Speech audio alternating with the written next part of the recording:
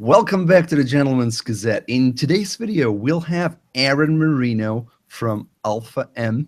He's a YouTube celebrity. He has appeared on TV shows like Shark Tank. He has almost 1 million subscribers, and his videos have been watched for almost 100 million times.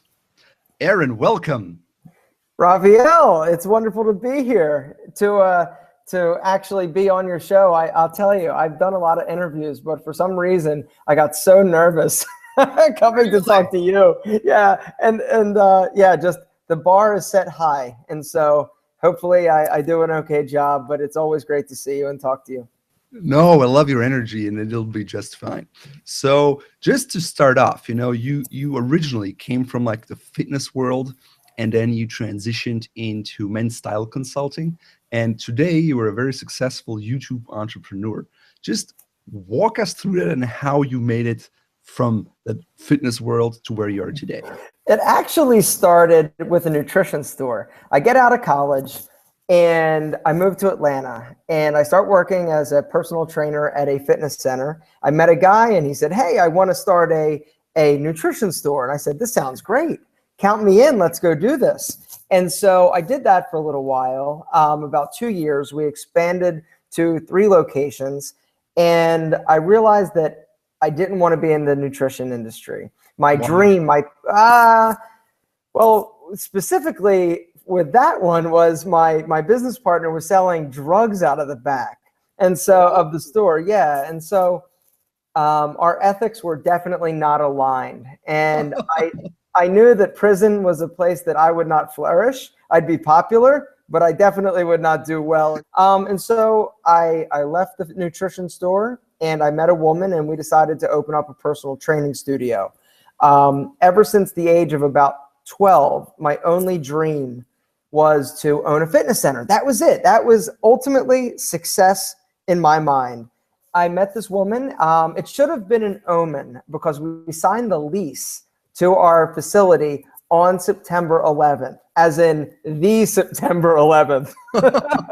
Wow. And so that was a bad day, but the future was bright. Did that for a little while, and I was miserable. I was miserable almost immediately. My overhead was incredibly high. Everybody made more money other than me. I developed a bleeding ulcer. It was just incredibly stressful. But while I was there, an interesting thing happened. A gentleman actually came up to me, one of my clients, and said, "Hey, I've got a hot date. I don't know what to wear." And so I said, "Okay, well, no problem. Let me come over to your place. We'll check out, see what you have, and we'll go get your hair cut and trim your nose hairs because they're ridiculous." And so I didn't realize. You did that because you were a nice guy. Yeah, because I've always been interested in style. I've always been interested in grooming. So he asked me to take him shopping. I do. It's amazing. He goes to work the next day, and a female coworker says, "Hey, you look great. What'd you do?" And he said, "Well, there's this guy." And so she said, "Well, can I have his phone number? Because I want him to take my husband shopping." Traditional word of mouth advertising. That was it. Right? And so when I got that call, I was like, "Okay, yeah, it was fun. I'll be happy to." And then she said those magic little words, "What do you charge?" And that's when I realized that there may be a larger market. There may be an audience for this. I didn't even know what to call it. And I ultimately found out that it was image consulting. And so when I had the opportunity to get rid of my fitness center, ultimately I did some Google searching. I don't even know if Google was out yet, but I did some internet searching. This was back in 2007. And I started looking to see what resources were out there for everyday regular guys like me, like my dad, like my friends, just to get simple, basic style advice. And I found that there really wasn't anything. Fashion, nothing like out there. No, I didn't know. Everyday guy. Exactly. I wanted to help my buddies. And so I realized that there really wasn't anything out there except at the time like GQ and Esquire, but that wasn't my reality. I didn't understand that level of dress. I didn't understand, high fashion. And so I decided to create a resource and a solution. And that's how my image consulting business got started. what would you say are the lessons you learned from along the way? Failing. There are many lessons I learned, Raphael. Well, the most, like the three most important, where you'd say, if Do, I okay, ready? over Here it again, is. this Here it is is. what I would do. All right. Do background checks and understand who you're getting into business with. The other tip I would give people is keep your overhead as low as possible. When you start out, right? Grow organically. Exactly. The cost can always go up, but bringing it down is much more difficult. Absolutely. And so many people get fixated on wanting a nice office, driving a nice car to meet clients. When I started my image consulting business, I always would park a block away before I met a client because I didn't want him to see that I was driving a beat up Toyota RAV4. And a third tip, just do what you absolutely love. If you can figure out a way to monetize your passion, there is absolutely nothing better. But here, I'm going to give you a bonus tip, Raphael. Number 4, understand that success does not always look like what you expect it will. When I was 12, up until the age of 30, success to me was one-dimensional. It was a fitness center. If I didn't own a chain of 27 fitness centers, I was not successful. Well, my view of what success actually was and is has changed along the way. So you just have to be open to the possibility of it changing. Absolutely. But so you started a YouTube channel in 2008, which is roughly when you started the image consulting. So why did you do that? YouTube was very new at the time. What kind of draw you to it? I got kicked off of a reality show. I got kicked off of a really bad VH1 reality show. And it was funny because a year before, my wife gave me a video camera for Christmas. Okay. And a year after she gave it to me, I actually opened the box. And it was when I got home from this reality show, and I was like, I think I could make videos. I think there's a message. I think that there's an audience out there, and I'm going to see if there is. I made my first one. It was like 2 minutes long. The resolution was like 180p, and the rest is history. So. But you said you've made over 3,000 videos, which is a lot in itself. But you also don't shy away from like sensitive topics, such as to get rid of butt hair or shave testicles. How do you come up with these topics where most people laugh or like, oh my God, you can't do that? But your viewership numbers, tell you this is exactly what people want. It's funny. I have always been incredibly comfortable in my own skin and okay with talking about taboo subjects and taboo topics. And so, the way that I see it, if I've got a question about it or if I'm doing it, I should probably talk about it.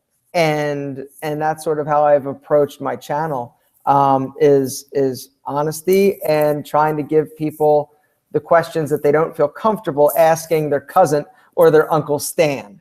For these videos, I mean, do you research them for a lot of time, or do you just go out and look, or how does it come together?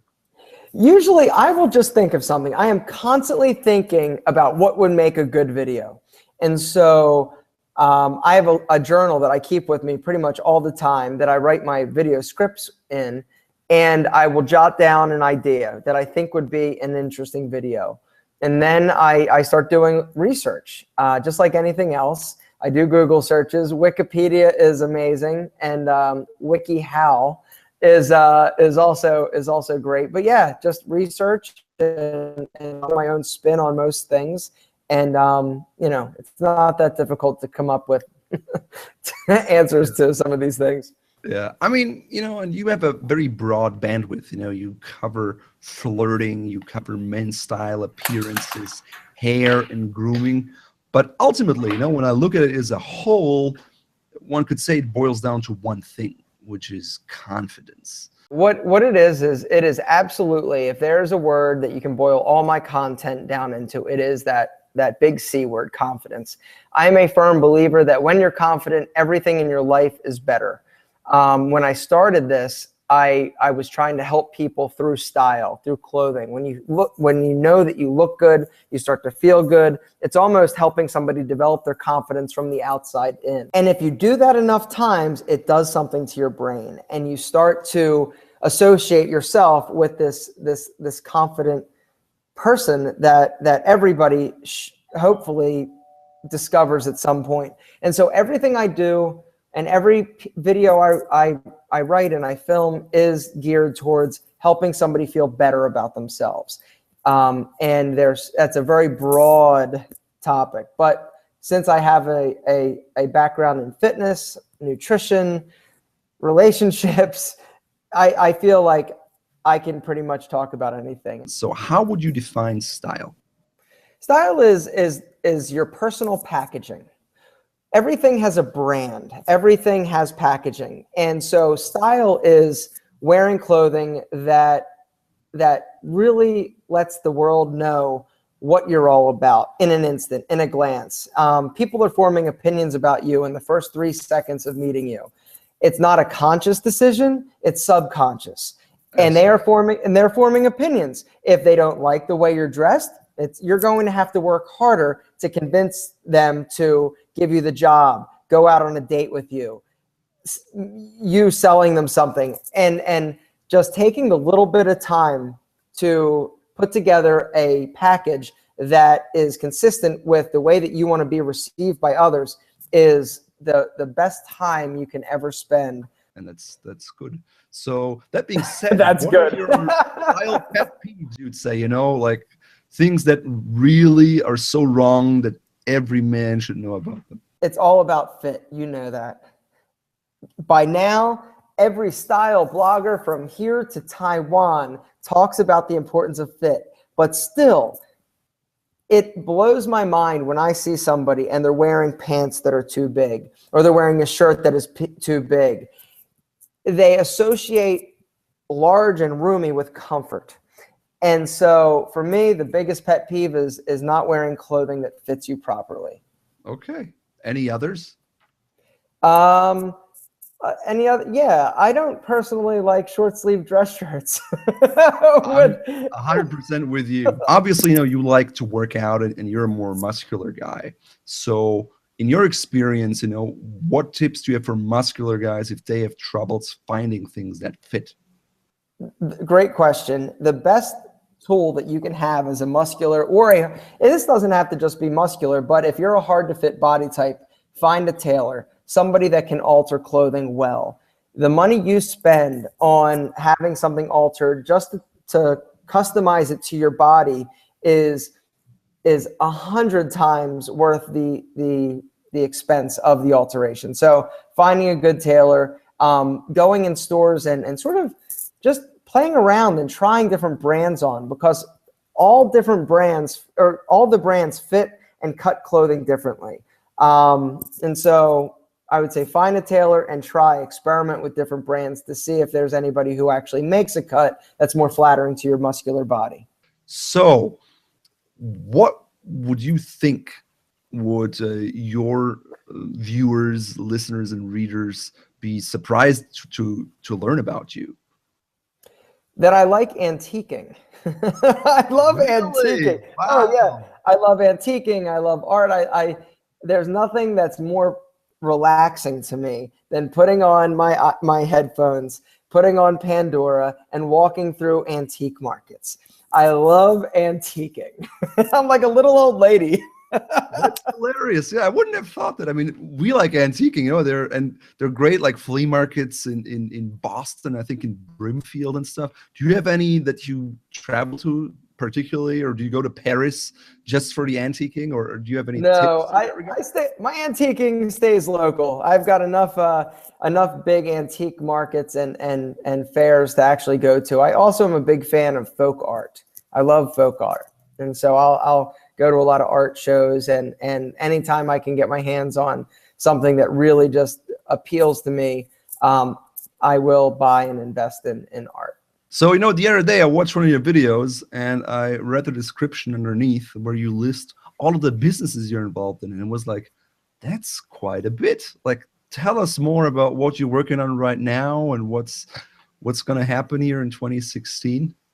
Yeah, I am a serial entrepreneur.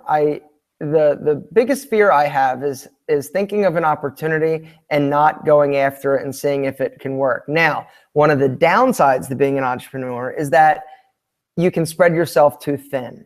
And sort of right now, I am maxed. I am tapped out with businesses, because ultimately the number one most important thing that I need to do in the day is create content, because without content, nothing else works. But because I've built this audience and this following, I have basically just created all these different vertical businesses as a result.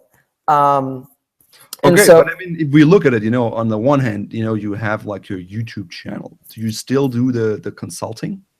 I don't. That's the thing that I have given up. I don't do one-on-one consulting anymore. The time was just not worth the commitment, or the time commitment was just not worth the money. And so I've given that up.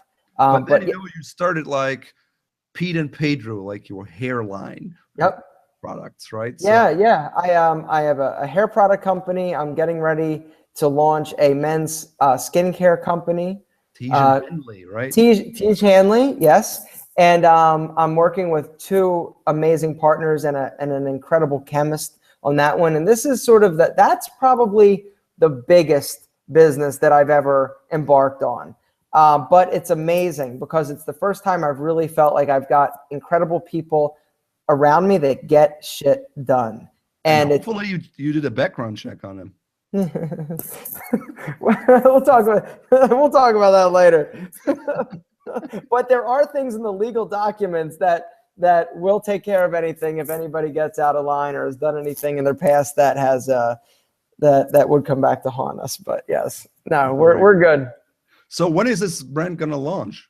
Probably around May, spring of 2016. There's a whole lot of logistics around it. The concept is different than just a skincare company that sells products. We've got sort of a unique value proposition. And so real excited about that. We're still sort of in the hush-hush phase of it. Well, because that's good. That's good to know. And it may take longer and cost more, but eventually it'll come to fruition. But then before then, in March, you have men's STYLECON. STYLECON, baby. Oh, that is what the event that I look forward to all year. It was mind-blowing to me. See, here's the thing. As an entrepreneur, as a content creator, Raphael, you know this better than anybody. It's a lonely road. And there aren't people, like when I go to a party, when you go to a party, you meet people, they're very nice people, but you have zero in common with them. At least I do. And it was yes. It was, and when I say things in common, there's a different level and there's a different persona of somebody who is an entrepreneur, that is a creative type person. And so going to STYLECON, it was like I found my people. It was like all these incredible guys that just get it. And it was a wonderful experience, regardless of if you're into style or fashion, or it's about community, and it's about being better and being around people that will nurture that goal. No, and I can agree. You meet people and working with people, and you say, oh, there's this great brand, and then you meet them in person, and it's just a very different experience that provides a great return for both parties, and it's a win-win for everybody. But I know that last year you put a lot of time into this event. Now with all your side businesses and stuff, will you have the same amount of time to dedicate to it this year? It's not about will I, it's about making time. And yeah, it's last year, because it was bigger than the first year that we had kind of in the back room of a bar, there was a lot of things that I needed to figure out, and that Antonio and I needed to figure out. And so last year it was very, very labor intensive. This year, a lot of the things that we needed to figure out, we figured out last year. So now we can focus on all that stuff. So you have some experience, and that makes it easier. I guess. Yeah, exactly. But it's still not easy and does absolutely take a lot of time. Yeah. And that, like if you have such a cramped schedule, time management is important. So what does a regular day in the life of Aaron Marino look like? I wake up at 5 a.m. Seriously? 5 a.m.? Yeah, every day I'm up at 5. I'm at Starbucks by 5:30. I'll work until about 7:30. Then I go to the gym, exercise. Usually I'll do my cardio in the morning, come home, eat, get to the office around 10:30, start filming videos, or a video. I film one video every day. And Wow. and then I work all day until about 7 o'clock. And then I sometimes will go to the gym again and just do a little bit of something, go home, eat dinner.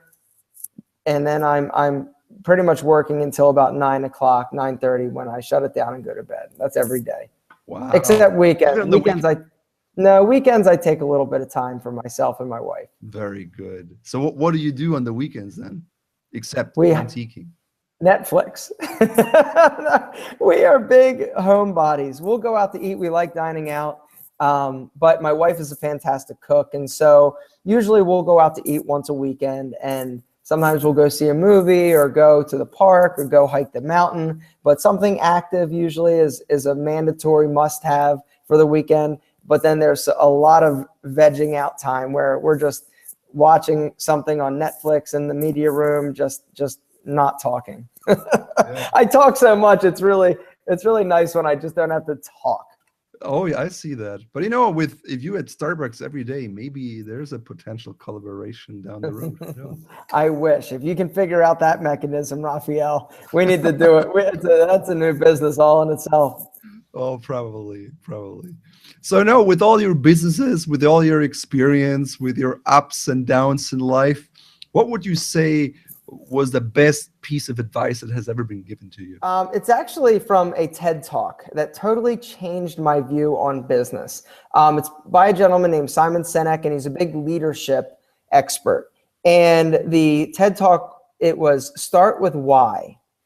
Basically showing the difference in why certain brands are successful, certain companies are more successful than others. And when you really, I don't want to ruin the video, but I would just say that if you're listening or watching this, watch the video. It's just incredibly important to let the audience know and the customer know why you're doing something as opposed to what you're doing.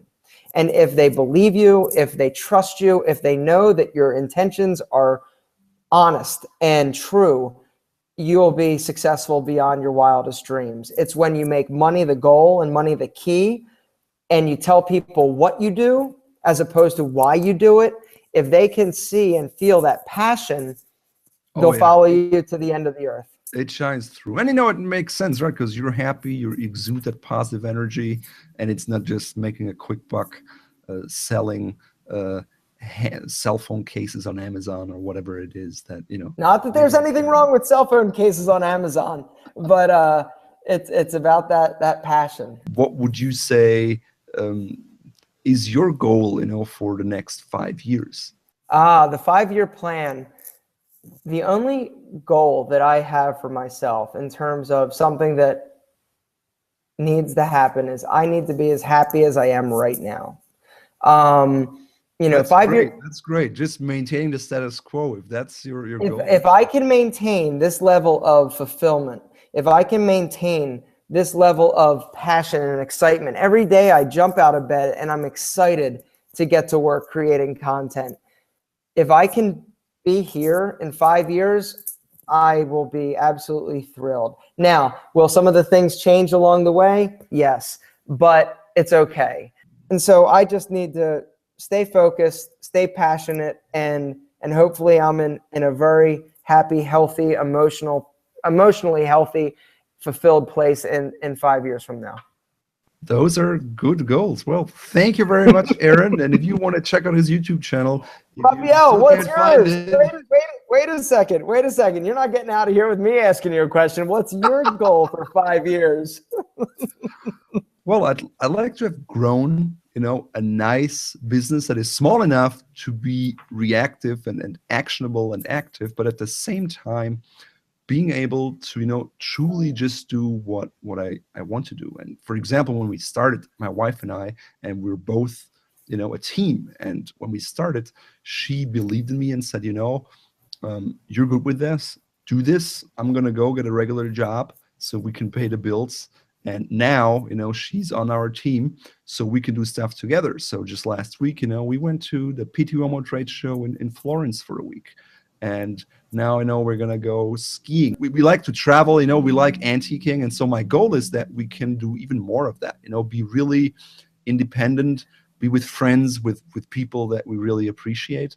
And of course, for the website, grow consistently, have a great YouTube channel. And so we can kind of, help men across the globe and not have something like GQ or Esquire where you read it and you're like, I don't like that. I don't agree with that. So I hope that we'll be in a position where, we have more influence on people than we have today. Did anybody recognize you in Florence? Oh, yes, actually. It's funny, because you've never met those people and you're just on the street and people come up to you and talk to you. And some others were bloggers, for example, and that was at the conference. But then, on Friday, we just walked through the city, went through little stores looking for items.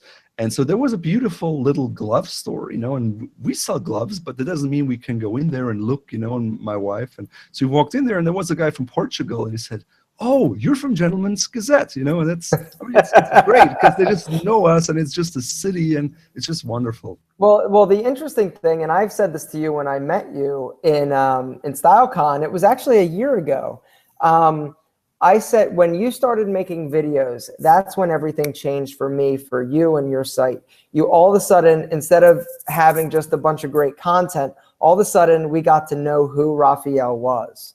And who Raphael is an amazingly charming and engaging and happy person. And so that totally changed. But like with your logo even, I mean, it's very polished, professional, and it added a level of warmth and depth to your content that was amazing. And so you did something very, very smart by letting people into your life and letting them know who you were. Yeah, I mean, you already did that 8 years ago, and I think the video just gives people the opportunity to see you as you are. It's less filtered, it's more yourself. And in the beginning, if you look at earlier videos of you and of me, it was weird because we weren't like ourselves in a way. It's new. You look into the camera and stuff like that. But once you get used to it, people can really see who that person is rather than just reading the words, which can be very ambiguous.